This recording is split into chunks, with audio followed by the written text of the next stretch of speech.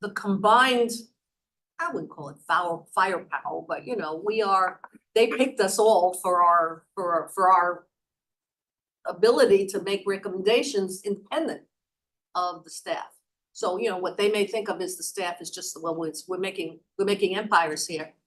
And, you know, our thing is, no, it's not empires. You really, really need this. This is important. Yes, Peter.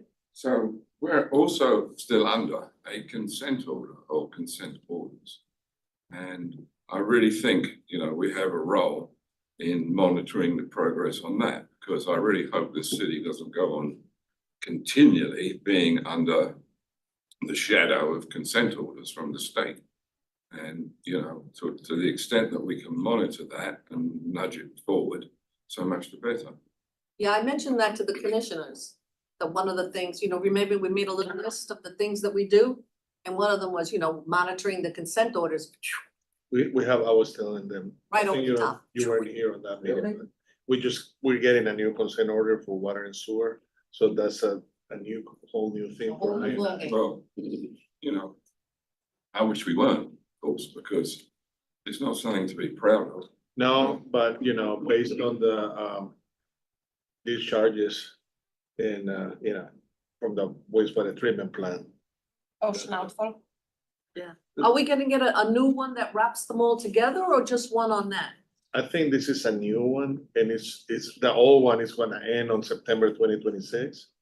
And this new one is gonna be just for I&I. Just for the I and I? Okay.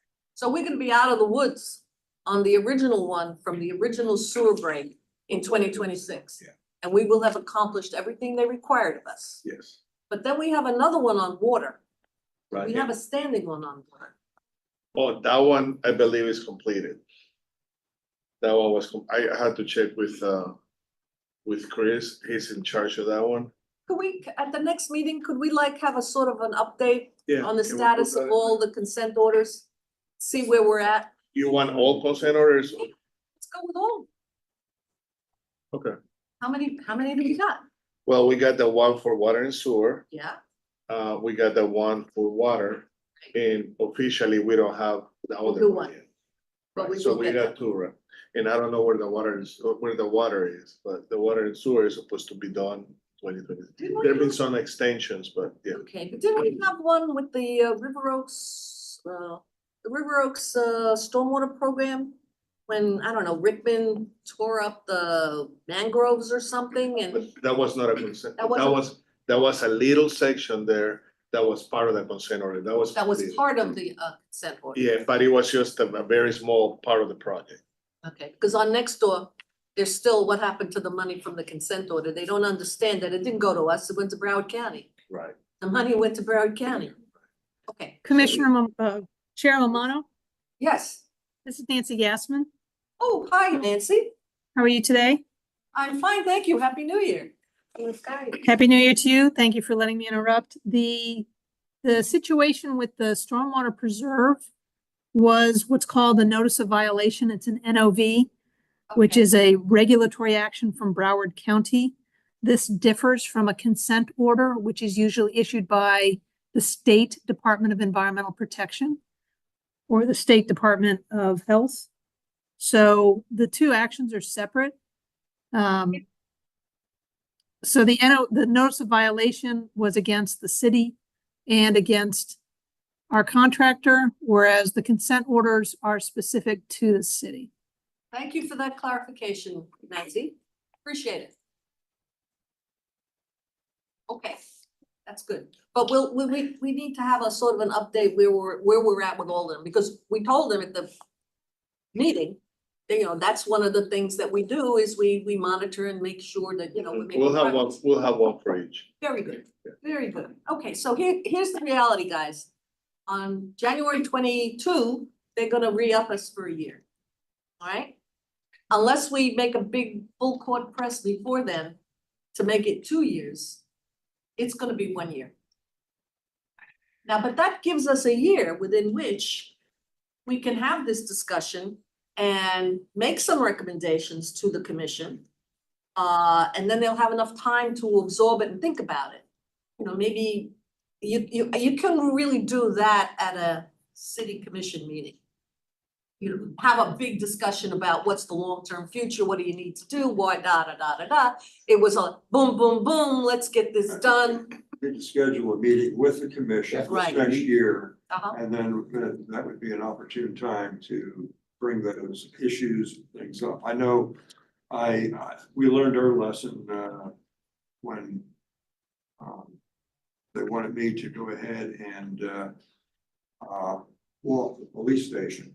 Mhm. And I walked and did a visual inspection, observation, and gave everything. I didn't have any equipment with me. I didn't have this or that, but I just went through and I found so many violations, like differential settlement. The groundwater leaking in the basement area, no fire, no fire door, rated doors. I'll just stop there. But I had a whole litany of items. And we did it the right procedure, went through to the committee here, and they all voted yes. The city manager was there and he took it and presented it to their, of course, after that, they had the voters, the public, voted on whether or not to have the police station, which they did. And so there seems to be inconsistency because on something else, they just went right ahead without having a vote with the public or anything else. But since then, I was trying to make other recommendations, maybe go to water treatment, even though I did the water treatment plant, but the wastewater plant Mhm. or anything like that. But it's kind of like the need's got to be there, and they have to request us to do that. That is true. And it's, I mean, no, and we do have a mission statement. And the mission statement is very broad, very, very broad. I mean, we could decide to do whatever we want in that mission statement, but us deciding to do it is not, ours. it's really, it's better if they ask us to do something specifically. I think it's better if they ask us. Sarah, what Yeah. was the task force originally, what was the original assignment for the Okay, task? here we go. The purpose. The purpose of the infrastructure task force is to review existing city infrastructure, including but not limited to, and that's everything, okay? Okay, that's that. Review and identify repair or replacement as well as funding sources and financing alternatives for these infrastructure projects and to receive public input. That was it. So that's pretty broad. Was there like an incident that had happened? Yes, the incident that happened Was this the was sewage breaks? the Los Olas sewage break that had the poop flowing. No, it wasn't. Yeah, I think it was the Los Olas one in 2017. 2017. 2017, there was poop flowing in the street, and that's when everybody got religion. And they established us. Yes, Peter. Yeah, I think that's right. I was questioning in my mind that. But yes, it was around 2017 that all that happened. And everybody got very concerned, and that's why they wanted an infrastructure task force to plan what was happening, and the state was involved. And that's when the first consent order was Yeah, done, around 2017. Okay, I mean, it was it was a big deal. oh, yeah. I mean, we were on the national news, where you don't wanna be, really. Okay, so we're gonna be re-upped for 1 year. And I think we're gonna keep this under the old business, maybe not at the next meeting, let's get over the hump. But we should have a continuing discussion on establishing a workshop, or at least a meeting, a conference, could be a conference committee meeting, okay? To discuss, the long-term future of infrastructure planning in the city, okay? So we'll keep that on the agenda, yes. And Marilyn, I think that there may be a need here, and I understand 2 years, three terms, 2 years for each term. But we've got 4 people, y'all started at the same time, right? Pretty much. So things need to be staggered. We need That's to a figure point. it out in some way where we don't lose 4 valuable people. Well, all at once. let's roll that into our discussion when we have this discussion with the commission. I mean, because even the budget advisory board, I mean, that's another board that really needs to keep an institutional memory rolling, because when they lost Brian Donaldson, Right, wow, that was a loss. it's a huge loss. That was a huge, so that's the quasi-judicials, and there are some boards that really do need that, but that's a discussion that we could bring up to them, but it's not only for us, it's for a number of boards where you might wanna have an institutional memory rolling. Okay, we'll put that down on the agenda. Hello, Alan, how you doing? Good, how are you? Thank you. Happy New Year. Okay, just an update, Alan. We're having a discussion about the following up on the city commission's decision to renew us for a year. Grateful and all of that, but can't do infrastructure in a year. We can't be doing this every year. And we're, thank you very much. We're gonna let them do it for a year.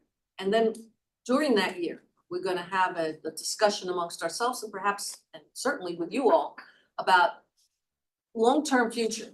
I mean, should we be a board? Should we be part of another board? There's gotta be some way to keep the institutional memory rocking and rolling instead of, everybody aging out at any particular time. But that's a big decision and a big discussion, and we'll have that in the upcoming year. Hopefully, when we've got some ideas put together and got some input from you, we might wanna schedule a meeting with the commission, either a workshop or a special meeting, whatever's the appropriate way, and have that discussion with them before the next year rolls around. Because you can't do infrastructure on a year. It's gotta be a long-term project, okay? Just bringing you up to date. All right, so the only item on the agenda is the new flood zone, the new FEMA maps. And who's gonna be doing that? Good afternoon, Good Mark afternoon. Haggerty, I'm the floodplain manager with the Development Services Well, Department. the appropriate person. All right. I have a little presentation put together, thank you for the committee for inviting us in to do a presentation today. National Flood Insurance Program.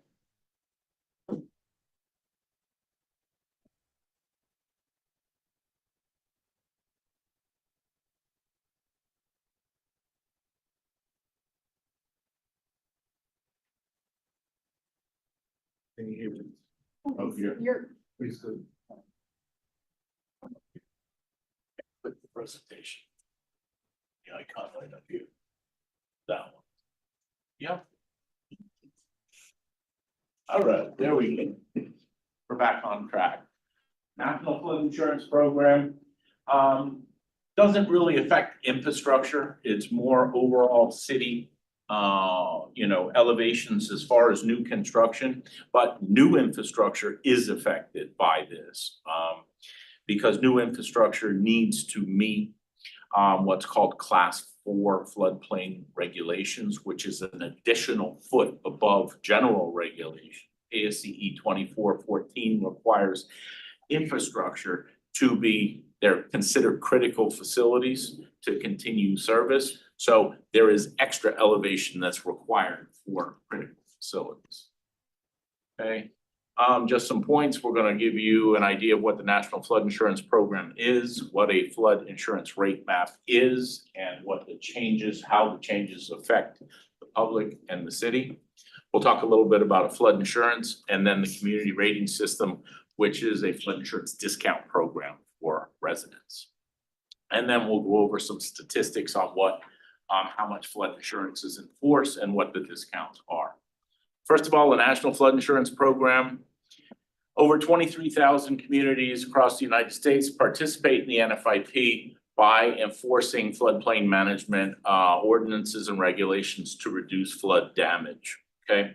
In exchange for that, okay, the federal government makes flood insurance available here in the city to owners and renters.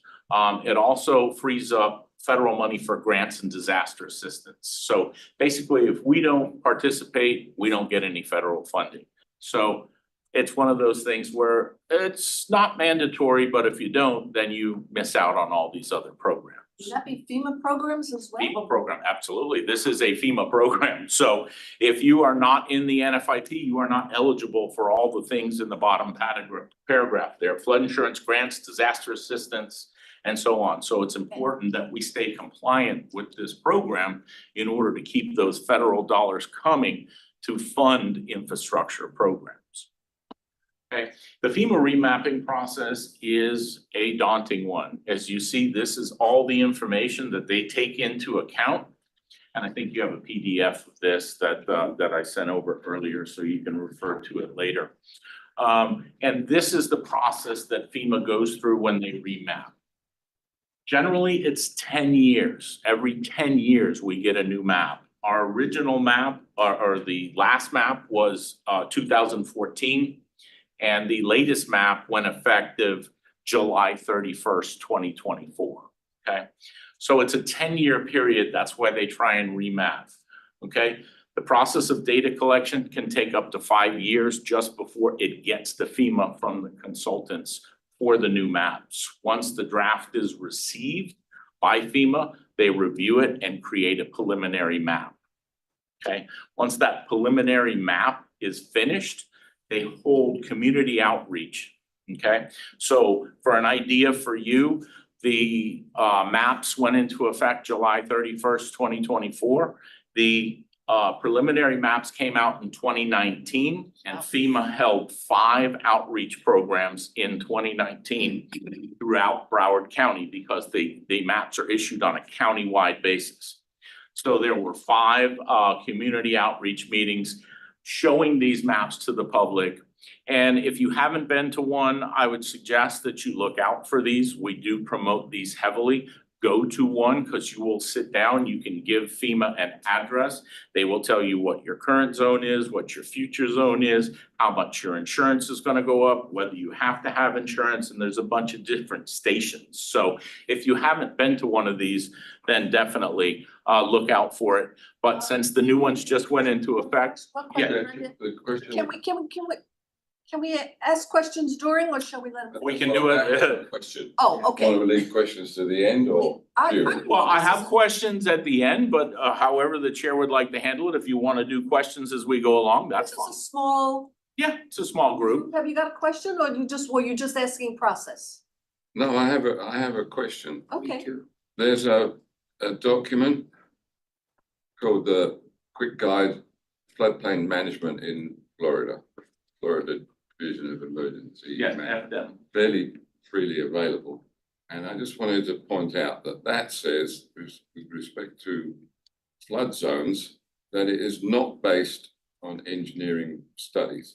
It is based, information may be provided by the US Army Corps of Engineers, other federal agencies.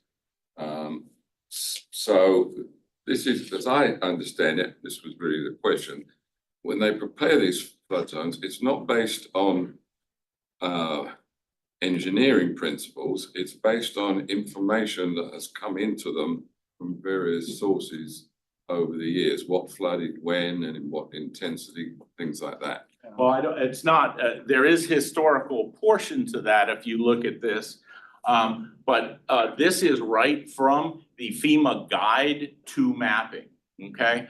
And this is a snapshot right from theirs, and engineering hydraulics and hydrology data is looked at, as well as LiDAR and all this stuff. So I don't know, what FDEM document you're looking at, but this comes directly from FEMA. I think you guys agreed. It may be that they, I don't wanna use the word dumb down, but sort of try to not overwhelm people with engineering stuff. All I'm saying is, the maps are pretty seat of the pants maps based on what they have learned over various years, rather than going back to first principles and saying when it rains X amount in Y time, you can expect a certain amount of flooding. That's the way I see it. Oh, I think I understand. Is it based on the projections for the amounts of rain, or is it just based upon historically how much more rain we've been getting? Yeah. Well, exactly. from, my interaction with FEMA over the last 30 years and from theirs, it's all of the above. Okay. Okay, it's engineering, it's historical flood data. but they do rely heavily on the hydrology and the hydraulics, okay? Because as you see, as development takes place, and this is why they have to remap, you know, the hydraulic characteristics of the soil, how much water can it hold changes because we stiffen the soil in order to allow construction, okay? And we do a lot of paving and that becomes impervious. So, you know, that is studied as, you know, the flood elevation. So, you know, it's a combination of. All right, Roosevelt. Before you Sorry. move forward, help me to understand when you said if the city doesn't participate in this flood program, they lose all the other benefits. So that kind of tells me that when you do participate, somehow you receive money from the government. And if you, when you receive that money, how do that help me? Okay. You've been a flood zone. Yeah, we don't, as a government, we don't receive money. The Public Works Department receives money for grants to do infrastructure funding, to build pump stations, to build drainage. Okay, those are the type of grants that are eligible if we participate in this program. Okay, also disaster assistance.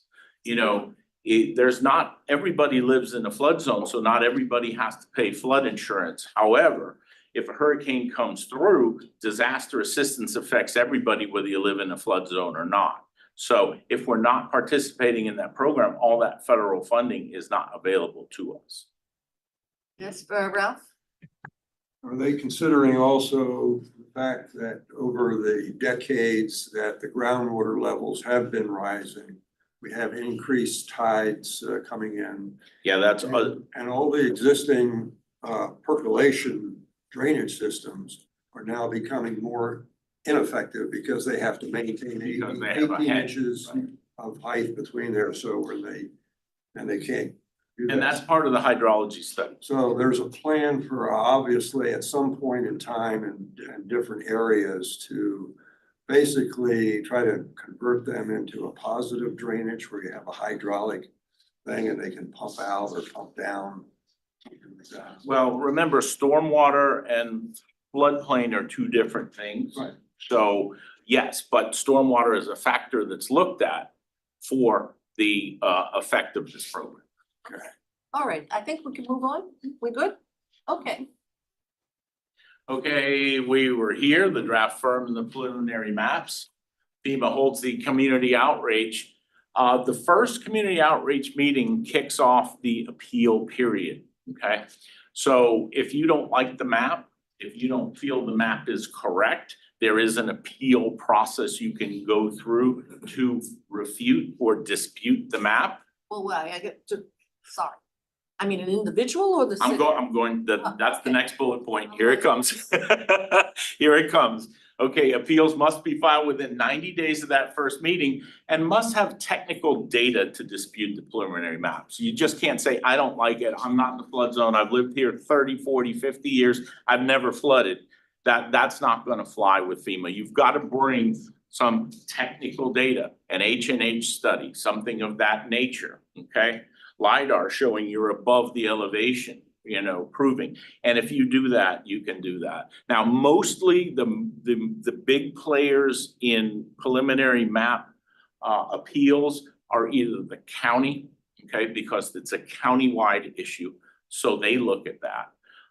Or the biggest one is the private developers who really push back hard because it affects their bottom line on the elevations that they have to build. So they will really spend a lot of money on engineering to prove that certain areas in the maps are not correct, and they will appeal.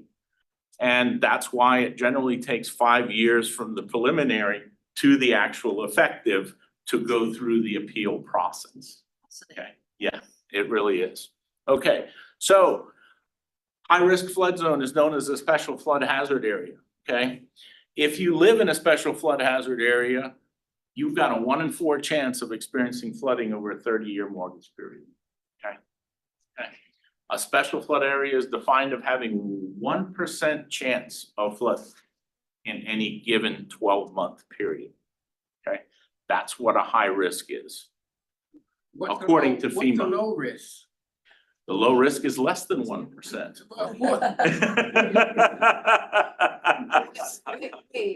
Wait, I mean, the last year in Fort Lauderdale, we flooded 3 or 4 times. And that's why it's a annual chance, because they used to call it, and they still call it, a 100-year floodplain. And that's very confusing to people because you think, oh, well, then I should only flood once every 100 years. But that 100-year floodplain works out to having a 1% chance per year. Now, does that mean that we're only gonna have 1 flood a year? Not at all. You might have 5. We've had 3 floods in the last 2 years that were affected. Now, does that mean that we won't have 1 for the next 10 years? Maybe, who knows? Doesn't, but that's what the average is.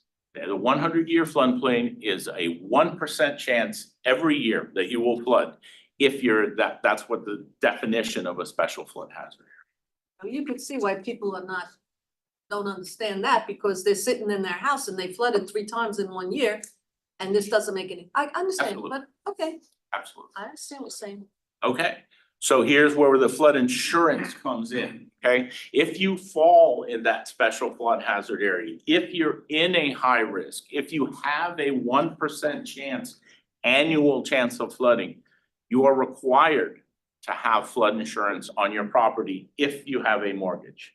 And if you own your property free and clear, you're one of the fortunate ones and you don't have to deal with flood insurance. However, if you live in that area or have been recently remapped into that area, you are not on the old map, but you are on the new map, you will be getting a letter from your mortgage company telling you flood insurance is now required since the remapping. So you will have to start to pay that. Wow, okay. Questions? I knew that would bring some So I questions. think with the new maps, and do you know, Mark, the percentage of the city that's now in a special flood hazard area? I think it's like over 60% now. I've got maps coming up to answer that very question, okay? The determination that flood insurance is required for a specific building can be appealed, and that can be appealed by an individual if you want to do that, okay? And that's easy. If you have an elevation certificate for your home, okay? And that elevation certificate for your home or business shows that the lowest adjacent grade, which is the lowest point of the soil that touches your building, is above the base flood elevation.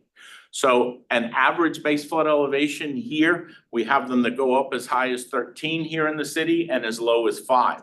So if you pick 7 or 8, okay, if the base flood elevation on the map is 8, and the lowest amount of soil touching your building is at 8 or higher, then you can exempt yourself from that insurance requirement by providing an elevation certificate to FEMA through a letter of map change process. Where do you get the certificate? You would have to, if you're a newer home, 1998 or 99 or newer, we have them on file with the construction documents for your building permit. If you're older than that, we may or may not have them. You can contact me, and we'll tell you if we have them. If we do not have them, if your house was built in the 50s, 60s, 70s, whenever, and we don't have them, then yes, any licensed land surveyor would put that document together for you. The cost is between $300 and $500 depending on who you contact. Wow. Okay. Okay. But if you think about the average flood insurance being about $1,400 to $1,800 a year, if you invest that $300 and you see that you're above, it's worth it. However, you know, you want to think about insurance anyway, because if you prove that you're outside that high area, your insurance will probably be less than $1,000 a year, and it's cheap protection. So we always recommend that you carry flood insurance, whether you're in the zone or not. I've owned my home for 30 years. It's not in a special flood hazard area. I carry flood insurance, sir. What did you say the average price of flood It insurance? depends. It depends a lot. But Mine is a lot Yeah. higher than Oh, what you just said. Well, yes, it depends on your home, it depends on your risk, it depends on your elevation, there's many different factors. Okay, The highest amount allowed currently is $12,900 annual. I'm not that high. 12,000? $12,900 annual. Some people are paying $12,000 Yes, for ma'am, they flood are. insurance? Yes, ma'am, they are. Wow. Yes, ma'am, they are, Beach. Well, And I'm we'll see pretty some sure, yeah, We'll see some statistics at the end. I don't have individuals, but yes, that's the highest allowed by law right now. right. And let me ask you a question. Does it vary between condominium buildings and single family homes? Absolutely, they're two different things. The maximum payout on a single family home is 200. Recent, isn't it? No, that's always been. Always been? Now, for a condominium, it's called a Residential Condominium Association Building Policy, RCBAP. They double, they get $500,000 worth of money if you're in a condominium. Okay, so you can insure your building for $500,000 through the national program. Okay, Okay, and the rates are recorded. okay.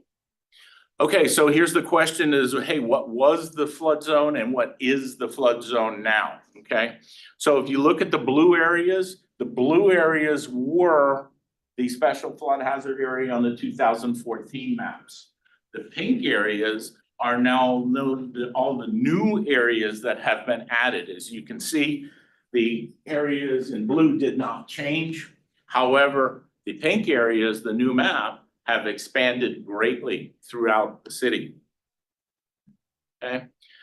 The city, And I'm on the Can you website go back trying to that? find my house, and It's my house. can't figure it out. no problem, and I'm happy to help you with that. That's what we're here for. You call us and we'll do a determination for you. We can send it out to you in a letter. That's not a problem. Your point is high, apparently. Okay, They call it Coral Ridge for a reason. Yeah. yes, once we started building away from the ridge, we started to have Yeah. problems. Absolutely. Okay, so Wow. the total acreage here in the city is 23,239 and roughly a half. Okay, in 2014, there was 11,311 acres in the special flood hazard area. Through the remapping process and all the above that we've already talked about in 2024, that raised to 14,800 acres. Okay, so we increased almost 3,500 acres of floodplain. Geez, it looks like a lot more. It looks like a lot more, but that's what the numbers are. Okay. That's what the numbers are. The percentage of SFHA used to be 48.7, and I think, sir, this was your question, Mr. Parrington, that it is now 63.7. You were absolutely correct. It was 48, now it's 63.7%. Okay, so 63% of the city now has to pay flood insurance program and is in a high-risk area. Unless they're above 7 feet. Unless, well, not 7, it depends on the area. That was an average. Your base flood elevation could be 5, could be 6, could be as high as 13. For your individual property, if you don't have an elevation certificate and you wanna know, you can call me and the flood team. That's what we do. We issue letters of determination to tell you, hey, you're in this flood zone, you would have to be above this to be out of the insurance Yeah, but what's the requirement. magic number? Depends on what if you live in AE 7, your number is 7. If you live in AE 9, your number is 9. Okay, so it varies where, okay, It varies where you are. but there is sir. a magic number. Oh, there's a magic number That's- for it everything. has to be higher. That's in the high hazard area. Outside the high hazard area, there's no numbers. You may want to come back to this question, but this is what really confuses me about this process. So in this special flood hazard area, there is deemed to be a 1% annual risk. Right. But the flood elevation area for River Oaks, we know about the history of that, is 5 feet. Whereas where I live, which to my knowledge has never flooded, it's 7 feet. So why does the 1% level vary so much across the city? That's an excellent question, and not being an engineer, I'm not able to answer that question. That would, we would have to bring in a mapping expert from FEMA to be able to answer that. It has a lot to do with the LiDAR and the elevation. It's the LiDAR and the elevations, but you know, again, that's something outside my area of expertise that I'm not here to. Shane, logically, it doesn't make a lot of sense. Right, does it? you would think it would all go They're to saying that location. 1% risk in River Oaks. You would think so, but With no. a flood happening, you know, 5 feet and above. But they're saying I have a 1% risk and I'm at nearly 7 feet, not quite. I believe the flood insurance study breaks it into sub-basins. It breaks it into basins, And that looks is at the correct. basin almost as if there's a glass wall, which is far from correct, but that's how they do it. That's how they do it, and also, you know, Director Dodd just brought up a point, is that it has to do with your flooding source, okay? Some people are closer to a river, some people are closer to the Atlantic Ocean. Now, it's not based solely on that, but that is certainly a factor that is taken in to that. But, you know, again, not being an engineer and a mapping expert, that I don't want to give you misinformation. Thank you so much. So that, Yes. and that sort of brings me back to the point I was making at the outset of this. I feel like there's some smoke and mirrors going on in this process, but that's just my opinion. At the federal level, It's too, you know, Black and white. done by too much by gut sense. Okay. okay, so the increase was 15%. Of the percentage from 48 to 63 is 15% increase, okay? So here's the buildings that were affected, okay? Now, this is the important statistic. The acreage is great, but if it's open space, it doesn't matter. You know, if it's a park or if it's a lake or if it's something, it doesn't matter. But the number of buildings that were affected is the important thing here. And as you can see, 13,853 structures are now part of the special flood hazard area, okay? All of 17th Street, all the shopping centers, all those shopping centers. Okay. Okay, so community rating system is a program that is voluntary. It's not like the NFIP, where the NFIP is, well, you don't get all this grant funding or anything else. We can be in the NFIP and not participate in the community rating system. However, the community rating system gives discounts on flood insurance policies. So it's very important that we do more than the minimum program requirements. And in exchange for that, you as residents and business owners get additional discounts, okay? So there's 3 goals for the CRS program: to reduce flooding and avoid damage to insurable property, to strengthen and support the insurance aspects of the program, and to foster comprehensive floodplain management, okay? Currently, the city of Fort Lauderdale is a class 7, which provides a 15% discount. So those of you who have to pay flood insurance right now, look at your bill. It would be 15% higher if we did not participate in this program. Part of this program is what I'm doing today: outreach to citizens and advisory boards to make these presentations, to educate everybody on the program and how. Have you made this presentation to the council of Fort Lauderdale Civic I Center? have not made it to the council, no, I've just been here since October of 23, and I've made it to Get 'em an on. association. On an agenda, yes, come on, James. Which association? It was the Lauderdale Isles Civic Association. I did that presentation, that's the only one I've done since coming on board. So you know, we are designing what's called a program for public information to increase this discount.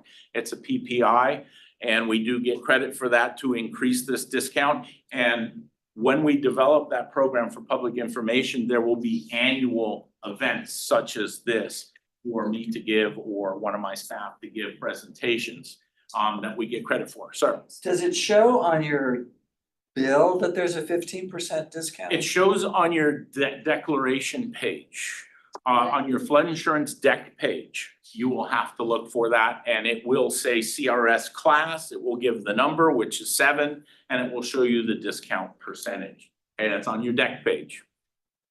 So City of Fort Lauderdale currently gets 15%.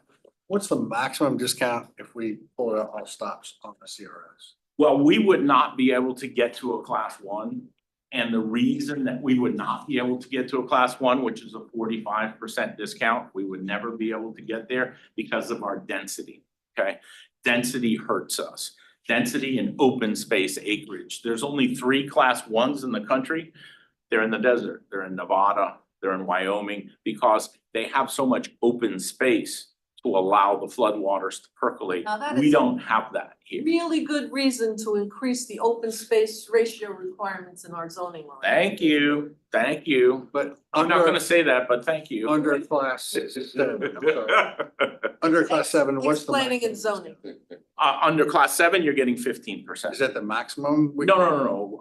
My goal is to get us to at least a class 5, which is a 25%. Now, there's a possibility that we're working to a class 4, which would be a 30%. But we have to be careful because remember, we can get to a class 2, 4 or class 3, but to get there, we would have to put in very stringent building regulations that may or may not stifle the economic engine of the city. So there's a balance there that we have to strike. So Can I stop you right now? absolutely. Right now, ladies and gentlemen. What is our job here? To make recommendations Yeah. to the city commission? Okay, let's keep that under our hats so we let this gentleman finish his presentation. Thank you. Roosevelt, you had a question? Just when we talk about density and getting to a level 2, 3, whatever. In order to create more open space, then we have to go higher. We can't go wide, but we can go higher. Is there a difference when it comes?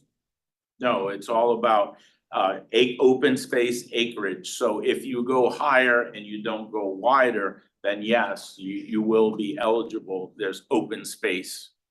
And that's one of the highest creditable activities. There's 96 activities in this program, and one of the highest credits is open space. What are the other variables other than open space? that Oh, like I affect said, us? there's 96 different activities. There's that's a whole 2-day presentation on itself. And that's actually a week-long course that FEMA gives to educate you on. One of them is public outreach like I'm doing here, okay? The other is our building regulations, okay? We require 1 foot above FEMA's base flood elevation. That gets us credit, okay? Critical facilities that we were talking about. The building code requires 2 feet above. Our ordinance adds another foot. So if you're building a critical facility here in Fort Lauderdale as of December of 2023, you have to build 3 feet above that elevation, Madam Chair. Water treatment plant is 3 feet above? No, it was designed prior to the new ordinance. It's 2 feet above, Oh, as rats. is the Police station. police station. Oh, Yes. rats.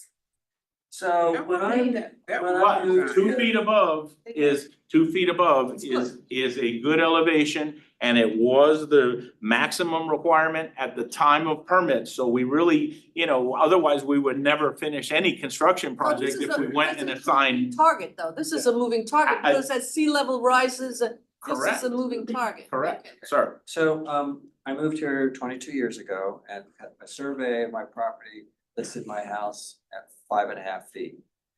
And then I think it was around 8 or 9 years later, I had to do another survey. And it was then listed at 4.5. So is that because of this 1 foot thing that you're No, talking about? you must be Absolutely. you must be talking about the grade around your house. Your house should not have sunk a foot. Now, No. your yard might, but your house would not because it's uncompacted and it's gonna stay at the But the same house, elevation. I mean, it was, No, What- they what- took- they- What year? No, the datum changes. It was well, probably, 2002 was the original, but probably when I- NGVD versus Yeah. NAVD. Yeah. So When it's the a foot and a datum half. changed. It's 2 different vertical datums, so it's a 1.5 foot difference between National Geodetic vertical datum and the North Atlantic vertical datum. NGVD is the old one, which was a 1.5 foot higher than NAVD, which is the current datum. they changed. Yeah, they it. changed. Change They datum, changed it's the the same base. height, Because- it's gonna be a 1.5 foot. Because the survey, I said, how come my house, he says, well, it didn't really sink, they just changed these. Yeah, and in 2014, it changed from NGVD 29 to NAVD 88. So that And that's that minus 1.5 that you're, or plus 1.5, whichever way you look at it. Right, if That's where Nancy that comes Gassman is from. still in the internet air here, she did a whole big presentation on Yes. the change in that I missed particular that. base level. Okay. And that affected all the seawalls as well, Okay. okay. Correct. Sorry, Mark, when you say critical facilities, is that including hospitals? Yes. So hospitals are now 3 above, not 2? If you were to build or substantially improve a new hospital, it would need to be 3 foot above the base flood elevation And that was as of December 23? as of December of 23. Okay, that's local here Right. to Fort Lauderdale. Right. Again, the national Typically, it's standard 2. is 2. Okay. Yeah. And that's all part of the CRS discount program. And, you know, it just makes good sense to make sure a hospital or a nursing home does not have flood water in it. Okay, and here's what we were talking about. The city is actively working towards increasing the CRS rating. As a matter of fact, tomorrow we have an agenda before the agenda item for a budget request to bring in a consultant to help us work down to that 25% and possibly that 30% class 5 or class 4. Can I make a suggestion to my Yes, ma'am. members? Okay, any of you going to the pre-agenda meetings on Monday to your city commissioners? Tonight, Let us discuss, God, It's it's tonight. tonight. Let us make some, please do this consultant contract so we can get the. Yeah, it's on the, but it's kind of, it's in the consent agenda, so we don't anticipate it having any issue. It's part of a consolidated budget amendment that is going through consent agenda. So, so far as I know, it has not been pulled, so Okay. it's going to go through. Excellent. Do you have a goal but no timeframes? Well, I can give you some timeframes. Unfortunately, by the time we bring the consultant on board and by the time we put the program together, and even after we submit to FEMA, it's 1 year after that. So it's gonna be 2 to 3 years before you can make any change to this because of the FEMA process. Okay. So that's the timeframe on it. Question in my head is, okay, if I set the goal to go from 15 to 20% discount as phase 1, I'm a project manager. And then to do the 20 to 25 as phase 2, could I improve on my schedule? We got one phase. We wanna go from 15 25. to 25. And that's possible in this program. Instead of staging, Okay. we wanna throw it all, and we're actually going to be applying for that 4. Okay, which is a 30% discount.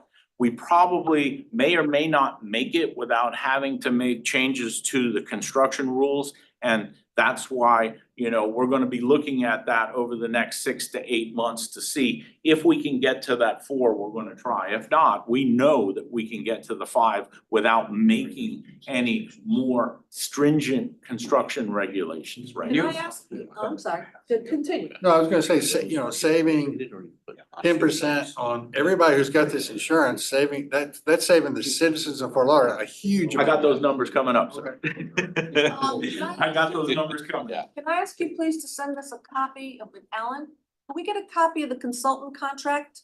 That's the consultant who's gonna be doing this study to get us down to that number? Is that what's on the agenda? No, that's not on the agenda now. Once the budget amendment gets approved, and if it gets approved, then the contract will become public and we'll be able to provide it to you. Good. is it already solicited?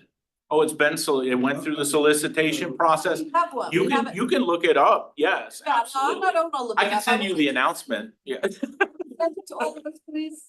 We can send the solicitation and then I don't know when it will be on the agenda for award, but we'll make sure you're aware. Right, I That want, I wanna see what the consultant is doing. Because I'm interested, and I think we might all be interested in having some input into that. Well, I'm glad you said that because we need, for the program for public information, we need volunteers and stakeholders from the community. So now that you just volunteered, thank you very much.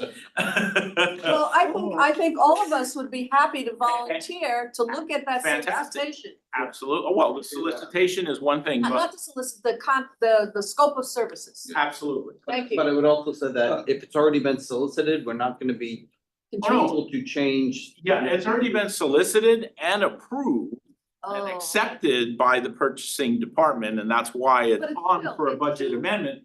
But I can send you what's been accepted. Right, I would like, It's we not would a like to problem. see it, and if they're, you know, yes, we'd like to see it. Let's go. So we'll make sure you get those documents and then as it's moving forward, we'll work with Mark to get you updates of the final. Yeah, I mean, I can come back and do updates, or, you know, we can send you memos, however you wanna do it. Definitely have your back. Martha, so why, Also, as part of the Fortify Lauderdale, we have that private property portion.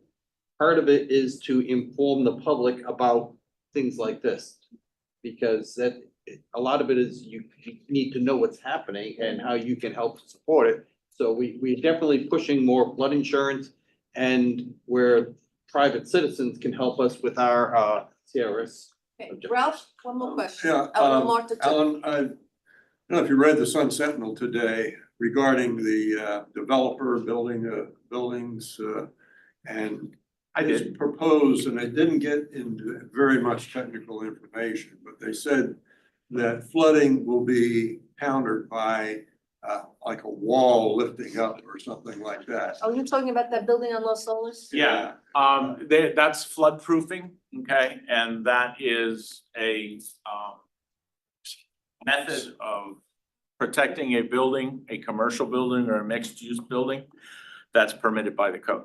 So it is permitted. It is permitted by the code. Yeah, so, Whether I'm a proponent or a believer in that, you know, I have to stay neutral on because it is permitted by the code. Understood, but I'm not because of the potential flaws that can happen. Well, I can tell you this, because this is public. MAT team, FEMA has a MAT team. A MAT team is a mitigation assistance team. They go into all these disaster areas after, and they look at what floodplain regulations worked, why they didn't work. Flood proofing, okay? 86% of the buildings that were flood proofed flooded. 86%, only 14 did not. Why? Because human intervention is required for a lot of flood proofing that is designed and permitted by the code, and people simply don't do it.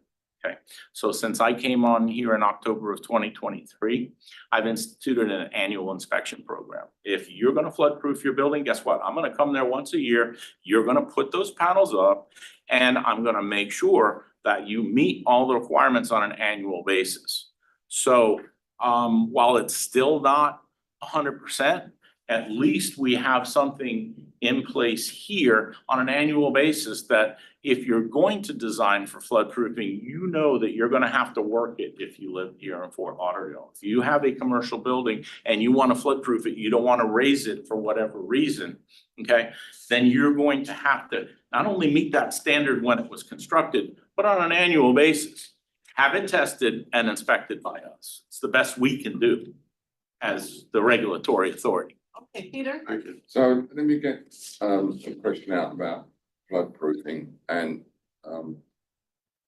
this is probably a question for Dr. Gassman, hopefully she's still around. So let's say, you know, my property, if I was able to, not surrounded by anything else, and they've said that my 1% flood elevation is 7 feet.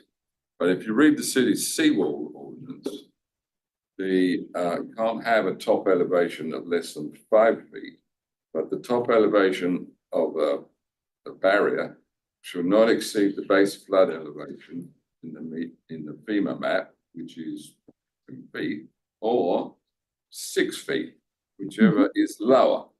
So in theory, you could build a seawall that was at 6 feet that wouldn't protect me at all, because that's allowable under the code.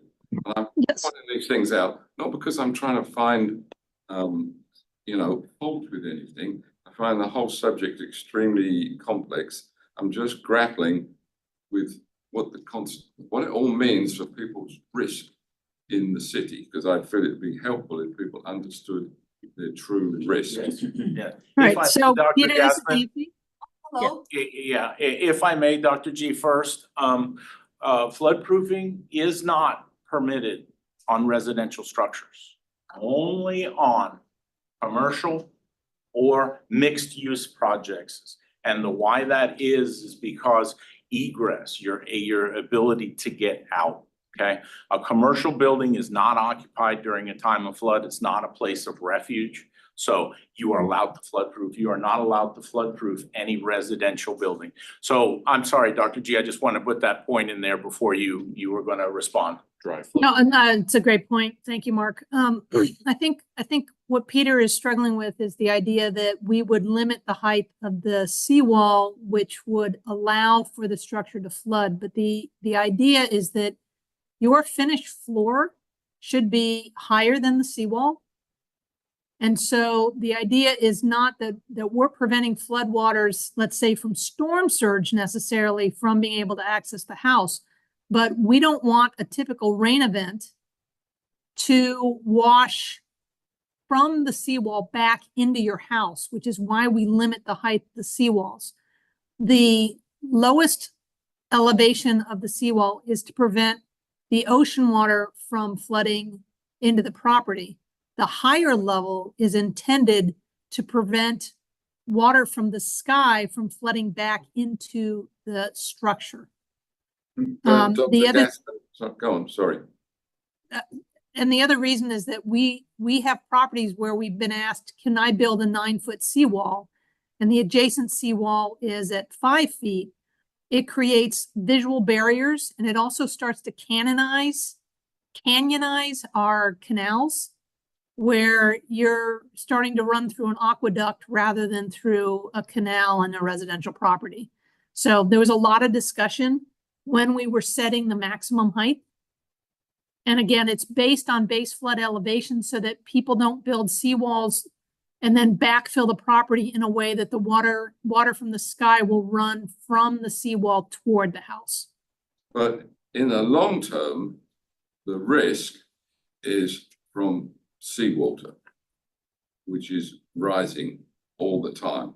So if we were sitting here, and I struggle with this concept as well, if we were sitting here in 100 years' time, then these areas that are assessed currently to have a 1% risk, pretty much all of them would have 100% risk.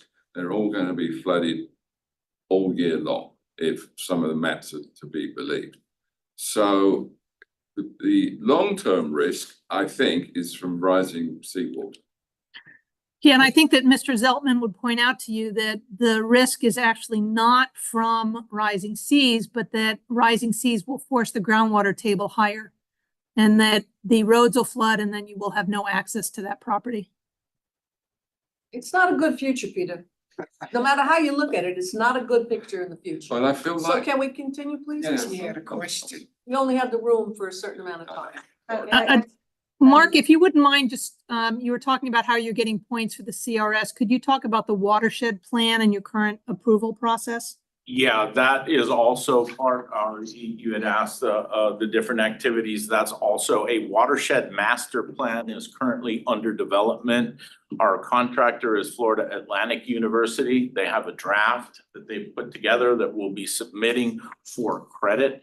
But that looks at the city in its entirety and the watersheds and how they interact, like Shane was talking about earlier, about not looking at those glass walls. The watershed is a wider, it's an area look, okay? Because we all know that the floodwater doesn't come running up to the city of Dania Beach line and it doesn't come into Fort Lauderdale. That's the way it was looked at before. So FEMA is giving us credit for widening our look, so that we have a watershed master plan under development now.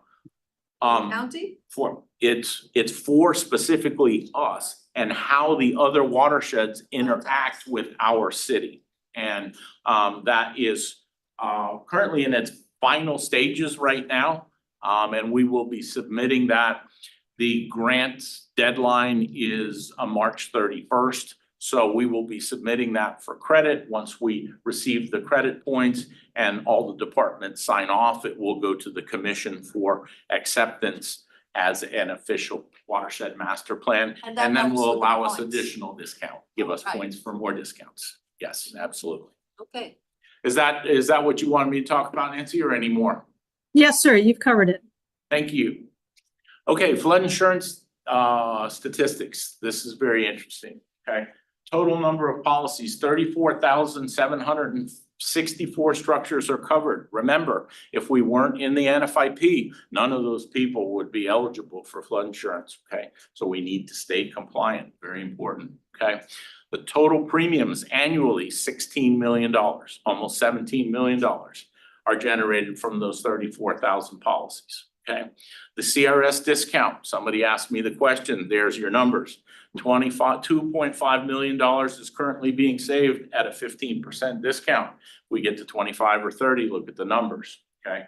That'd be a substantial increase in the amount of savings to citizens through this program, okay? The average, okay? The average is almost useless because, you know, some policies are 14,000, some are 12,000. But the average policy discount, that's the only thing I can do numerically, is currently $72 per policy annually, okay? Here's the big number. $9 billion worth of property is being protected For $16 annually. million. Okay, so we have to look at it that way. For $16 million, you're getting $9 billion worth of coverage, so. But going back to a statement you made earlier, the maximum this insurance will pay out will be at 250,000. Correct, So if you got a $7 million house on the water, correct. 250 is not gonna cover a lot. Correct.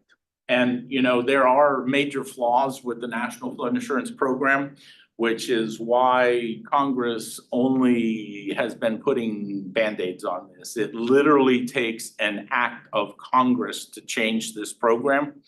And due to the turnover in our representatives and all the changes, nobody wants to take ownership of this program and redesign it. So it was built in 1968 and has been basically untouched since then.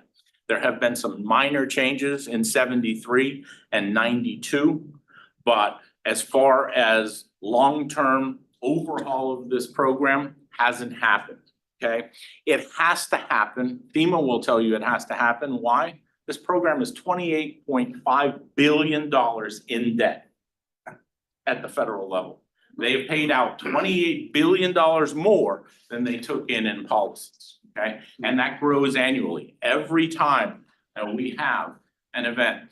And this wasn't part of my presentation here, but it is part of my public presentation. 90% of all federally declared disasters include flooding, 90%. It's by far and away the most expensive natural disaster that affects this country on an annual basis. It's not forest fires out in California? Forest fires are next to, it's so small, it's unbelievable.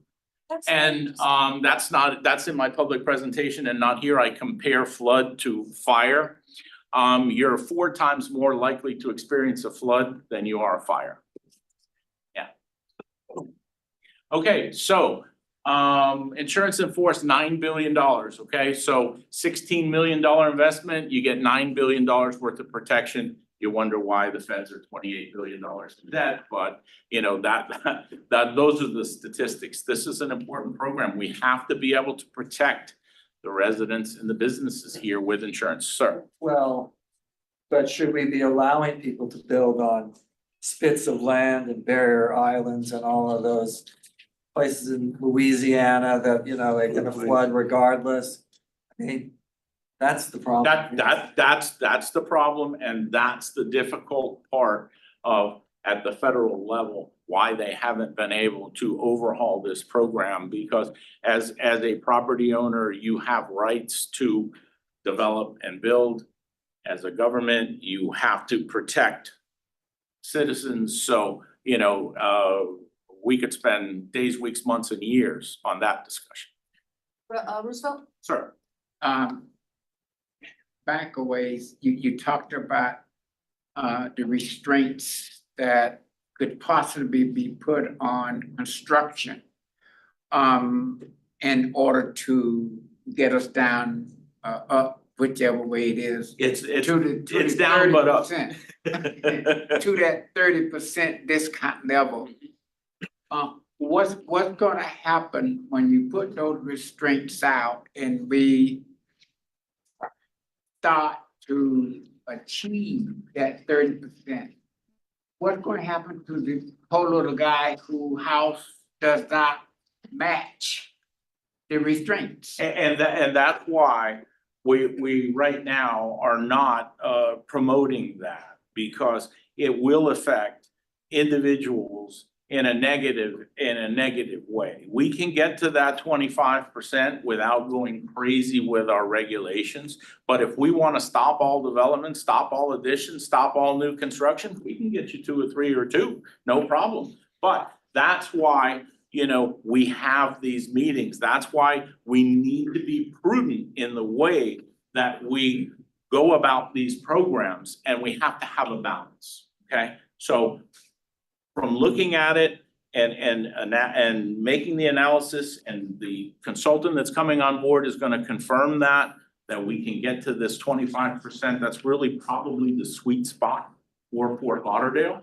And then if we can do some other things without affecting those regulations to get to the 4, we're close. We're close. But you know, again, FEMA likes to move the goal line on us.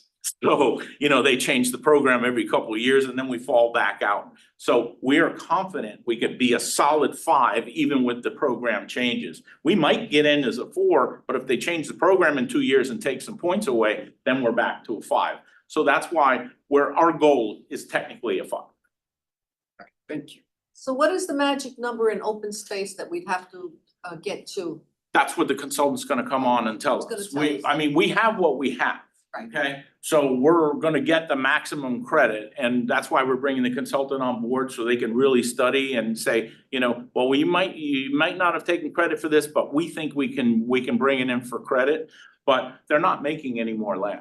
Right, but So- my question really is like, and this is from my own experience. We have open space requirements. We have side yard requirements, front yard requirements, rear yard requirements. That does not count, What do you mean that doesn't count? doesn't count. The only Why thing doesn't that it count? counts is open space that will never be developed. Side yards don't get developed. Yeah, it doesn't count, it's private property. Oh, so it's gotta be public Doesn't open have to be space. public property, but it has to have a deed restriction if it's private property that will not be developed. Okay, Like so we if have I, those farmland. Parks. well, parks for sure. Yeah, We but have more parks yeah, would be better. parks for sure. And I gotta bring something up when we talk about infrastructure here, parks are great for open space. There is a parks bond that is going forward, that is moving with a very aggressive plan I was to gonna say glacial. add buildings and other structures to these parks, which will in fact, in turn, be reducing our credit, because now buildings are going on that open space. So here's the balance we're talking about, guys, okay? That's what we gotta balance. So everybody wants to have these beautiful facilities in the parks, and they're great. But remember, now we're gonna be taking away from our credit for insurance So it's discounts. not only the acreage of the park, it's the acreage of the park that is not occupied by Correct. structures. Correct, Wow. correct, Holiday Park. correct, There's no way to go forward, yeah. correct. So, Lockhart. you know, Lot we'll be line. losing there, but what we're losing there, we are now gaining through, I heard you were on the planning and zoning board, Yeah. okay? Well, planning and zoning requires open space for these big developments. Yeah, but That's- they waive it. They waive it. If they stop doing that, if they have a deed restriction in, then we can gain all that private property Yeah, open but- space. And this is why we're bringing the consultant in, so we can put this whole plan together to bring it before the bodies to make recommendations to make these changes to the code. Yeah, but the yard requirements, let's just use those for an example. You can't build on a side yard or a front yard once understand the that. site plan is done, okay? And you've got these yards, you can't build on them. You can't But you build say on- you also need to get them deed restricted? Correct, to be eligible for open space for the program. All right, so I understand that. Yeah, that's what we're talking about. You would just have to add to the site approval process a deed restriction on building in those Correct, and I'm areas. working with Ella and Jim on that Oh, right now, alrighty, as a very matter good. of fact. I Yes, understand. absolutely. It's all part of the program and part of this consultant to move all this forward. Right, so These the idea activities. about waiving side yards from the required 60 feet to a lousy 20, we're killing ourselves. I said that, you many didn't feet? say that. Just say. Thank you. I know I know what your constraints are. Okay. All right, total claims, 5,002 claims have been paid, okay? In what time 100 frame, darling, in what time frame? And this is the time frame since the city became part of the NFIP, Okay. which was in the late 90s, okay? And we've only paid out 5,000 5,000 claims? claims officially. Well, but wait, 5,000 we just claims. had a big flood in River Oaks. Well, remember, these are just statistics, unfortunately, since we're dealing with the federal government, are 2 years old. So these do not include the April 23 flood, Okay, okay? These are as of 2022. okay. Okay, for as far as claims paid, the insurance policy information is current. However, the claims paid lags way behind. Okay, so $166 million was paid out. Okay. Wow, this has been I, terrific. I just wanna say, thank you, I think. Now I know why he's on so many committees. Right, exactly. Very informative. Although I am one that don't like to leave a Yes. meeting until I fully understand everything that was said. But I'm gonna leave here today, I'm gonna make an exception. And I'm gonna leave here today without understanding everything that was said. Well, Your presentation was excellent. thank you. I appreciate that and I appreciate that feedback. But Vicky has my contact information. I will leave my business cards. Yes. You know, you can call me and talk to me at length at your convenience anytime. I'll leave them right here. Pick one up on your way by. Sorry. Call me anytime. So we can let this gentleman. I was gonna say, many of us have connections to our local community. Oh, he's organization. on the next agenda at the council, for sure. Okay, I mean, do you want us to get you invited? Oh, I'm so happy to hear that. Oh, yeah. Thanks. And from there, Gregory, from there, once the heads of all the civic associations have seen this, they will then ask him to come out. That's what I was You may be saying. the head of one of your civic associations. Yeah, a lot of, like I said, I have been asked to do only one since coming on, and I did that in October. That was the Lauderdale Isles Civic Redevelopment Agency. And there was 60 or 70 residents that I did this Right, they have presentation. their own little water district out there in Lauderdale Isles, that's Yeah. probably why. Yeah, they've got some different concerns more than most because of the North Fork of the river that affects them. Got it, okay, Peter, one last question, please. Again, I think this is for Dr. Gassman. So as I understand the way they prepare these maps and the data that they use, they look at it from two aspects. Can be flooding from rivers or water courses, or it can be coastal flooding. And we are obviously right at the coast here. Do you know the predominant approach to our flood elevation levels? Is it predominantly driven by river, water course, canal flooding, or is it flooding envisioned coming from the coast? Yeah, Peter, I don't know the absolute answer to your question, but one of the things that changed about the way that FEMA and NFIP was approaching actuarial rates was to consider the distance a home was from a potential water course. So that's been one of the things that has been now factored into the actuarial rates, that if you live close to a water body, that your rate will be higher than someone who lives farther away. So they're certainly looking at those things, but I don't know the absolute answer to your question. Yeah, a little bit more on that. We talked a little bit when Director Dodd brought this up before, the flooding source. In the flood insurance rate map, you will look at a map and it will give you a blanket elevation. That is strictly for insurance. That is to be used in conjunction with the flood insurance study. The flood insurance study actually lists the flooding source for everybody in a high hazard area.